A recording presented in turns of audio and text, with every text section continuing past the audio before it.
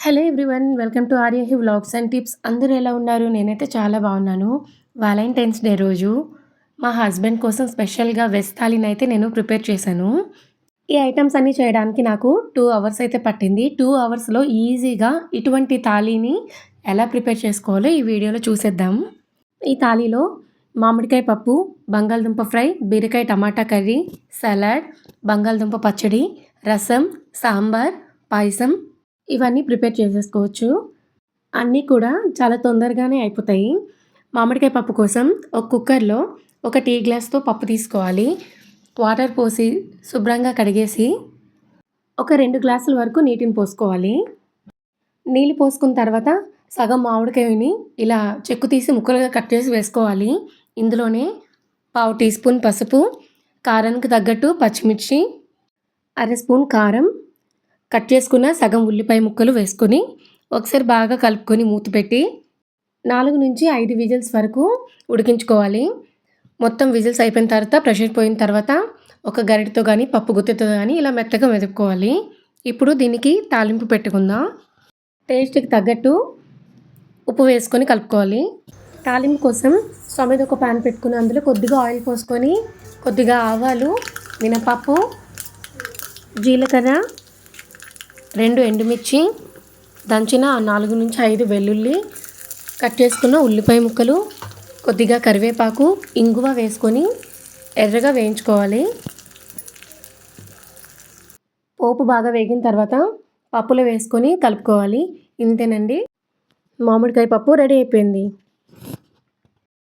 పప్పు కోసం మనం కందిపప్పు పెట్టినప్పుడే ఇంకొక పక్క రసం కోసం ఒక బౌల్లో కొద్దిగా వాటర్ తీసుకొని టేస్ట్‌కి సరిపడినట్టు కొద్దిగా నిమ్మకాయ సైజ్ అంతా చింతపండును వేసుకొని చింతపండు రసాన్ని అయితే తీసుకోవాలి. ఇది రెగ్యులర్‌గా ఇంట్లో నేను తయారు చేసుకునే రసం. కరెక్ట్‌గా 20 నిమిషాల్లో ఇది కంప్లీట్ అయిపోతుంది. మొత్తం చింతపండు రసం ఇలా పిండుకున్న తర్వాత ఇందులో కొద్దిగా పావు స్పూన్ వరకు పసుపు, రుచికి సరిపడా ఉప్పు, అలానే పావు స్పూన్ వరకు రసం పౌడర్ని యాడ్ చేసుకొని కొద్దిగా కొత్తిమీరని వేసుకొని బాగా కలుపుకొని స్టవ్ మీద పెట్టి ఒక పావు గంట సేపు బాగా మరిగించుకోవాలి.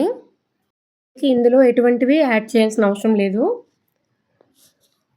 చారు ఇలా బాగా మరుగుతుంది కదా, ఇప్పుడు దీనికి పోపు పెట్టేసుకుందాం. స్టవ్ మీద కడాయి పెట్టి అందులో 1 టేబుల్ స్పూన్ వరకు ఆయిల్ వేసుకోండి.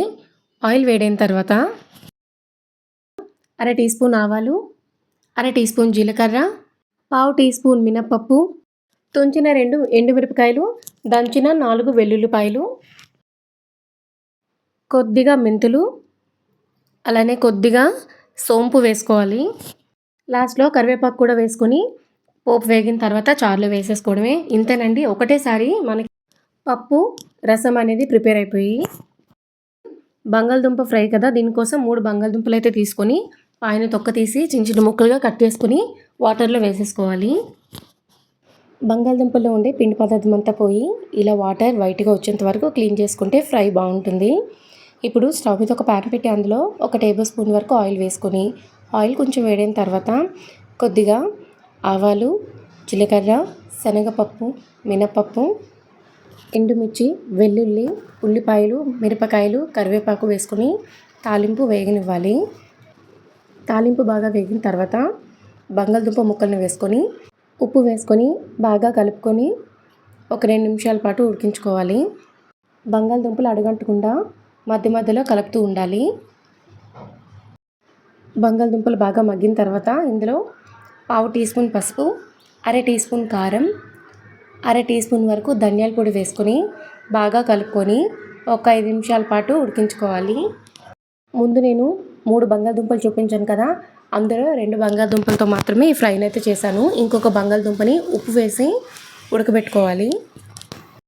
మధ్య మధ్యలో చూపిస్తే కన్ఫ్యూజ్ అవుతారని చెప్పి ఒక్కొక్క రెసిపీని చూపిస్తున్నాను, కానీ చేసేటప్పుడు మాత్రం 2 రెసిపీలని ఒకేసారి చేశాను.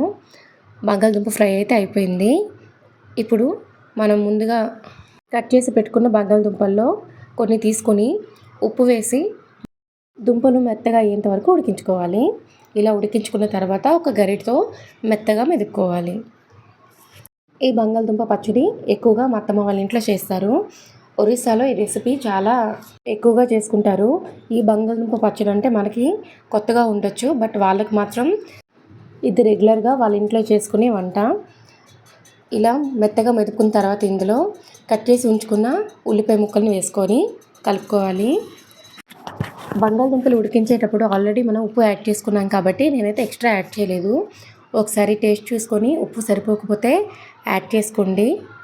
ఇలా కలుపుకున్న తర్వాత తాలింపు పెట్టుకోవడం కోసం స్టవ్ మీద ఒక చిన్న కడాయి పెట్టి అందులో 1 టేబుల్ స్పూన్ వరకు ఆయిల్ వేసుకోవాలి. ఆయిల్ వేడైన తర్వాత ఆవాలు, జీలకర్ర, మినపప్పు, కొంచెం శనగపప్పు, 2 దంచిన వెల్లుల్లి రెబ్బలు, తుంచిన 2 ఎండుమిర్చి, కొద్దిగా కరివేపాకు వేసుకొని మంచి వాసన వచ్చేంత వరకు ఫ్రై చేసుకోవాలి. ఇలా ఫ్రై చేసుకున్న దాన్ని బంగాళదుంప పచ్చడిలో వేసుకొని కలుపుకోవాలి.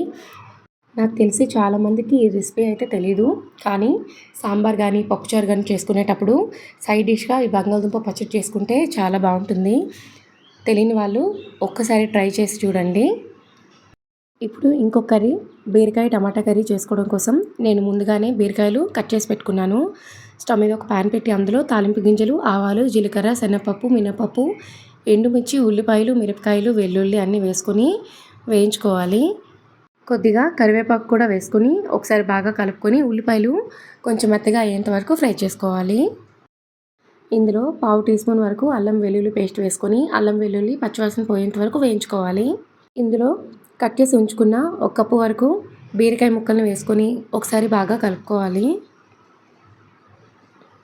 రుచికి సరిపడా ఉప్పు వేసుకొని ఒకసారి బాగా కలుపుకొని బీరకాయ ముక్కలు మెత్తగా అయ్యేంత వరకు మగ్గించుకోవాలి. బీరకాయలు మగ్గిన తర్వాత ఒక చిన్న సైజు టమాటాని ఇలా చిన్న ముక్కలుగా కట్ చేసి వేసుకొని టమాటాలు మగ్గేంత వరకు ఉడికించుకోవాలి. టమాటాలు మగ్గిన తర్వాత ఇందులో కొంచెం పసుపు, కొంచెం కారం, కొంచెం ధనియాల పొడి వేసుకొని కలుపుకొని 2 నిమిషాల పాటు ఫ్రై చేసుకొని స్టవ్ ఆఫ్ చేసుకోవాలి.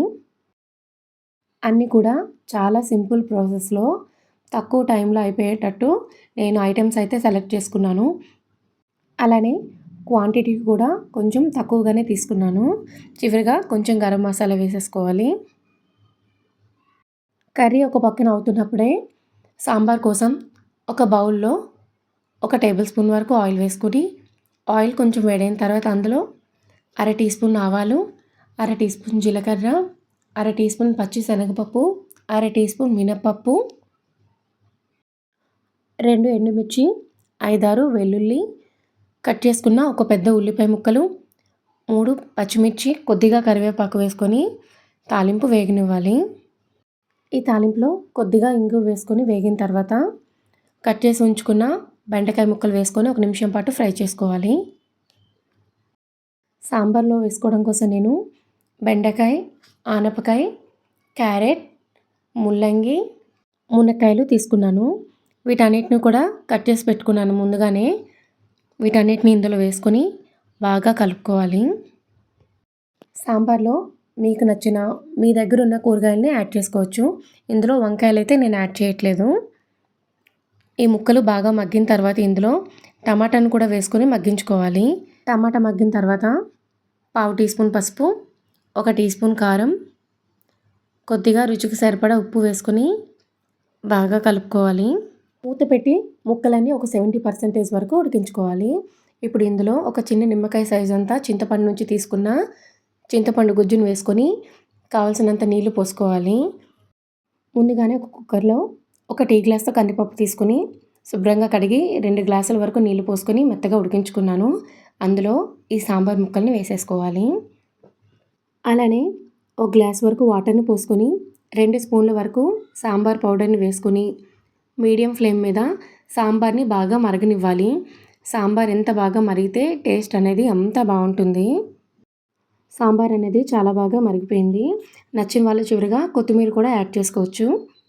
లాస్ట్గా పాయసం ప్రిపేర్ చేసుకోవడం కోసం నేను ఒక బౌల్లో 1/2 లీటర్ వరకు పాలను తీసుకున్నాను. ఇక్కడ చిక్కటి పాలను తీసుకున్నాను. పాలను బాగా మరగనివ్వాలి. ఈలోపుగా ఇంకొక కడాయిలో కొద్దిగా నెయ్యి వేసుకొని నెయ్యి కరిగిన తర్వాత కొద్దిగా బాదం పప్పు, కొద్దిగా జీడిపప్పు, కొద్దిగా కిస్మిస్ వేసుకొని డ్రై ఫ్రూట్స్ని బాగా వేయించుకోవాలి. లో ఫ్లేమ్లో అన్నిటిని కూడా బాగా వేయించుకోవాలి. ఇలా డ్రై ఫ్రూట్స్ అన్నీ కూడా బాగా వేగిన తర్వాత తీసి పక్కన పెట్టుకోవాలి. ఇప్పుడు అదే ప్యాన్‌లో అరకప్పు వరకు సేమియాని తీసుకొని లో ఫ్లేమ్‌లో దోరగా వేయించుకోవాలి. సేమియా బాగా వేగిన తర్వాత పాలు బాగా మరిగిపోయాయి కదా! ఇందులో వేయించుకున్న సేమియాని వేసుకోవాలి. సేమియా వేసుకున్న తర్వాత మీడియం ఫ్లేమ్‌లో సేమియాని బాగా ఉడికించుకోవాలి.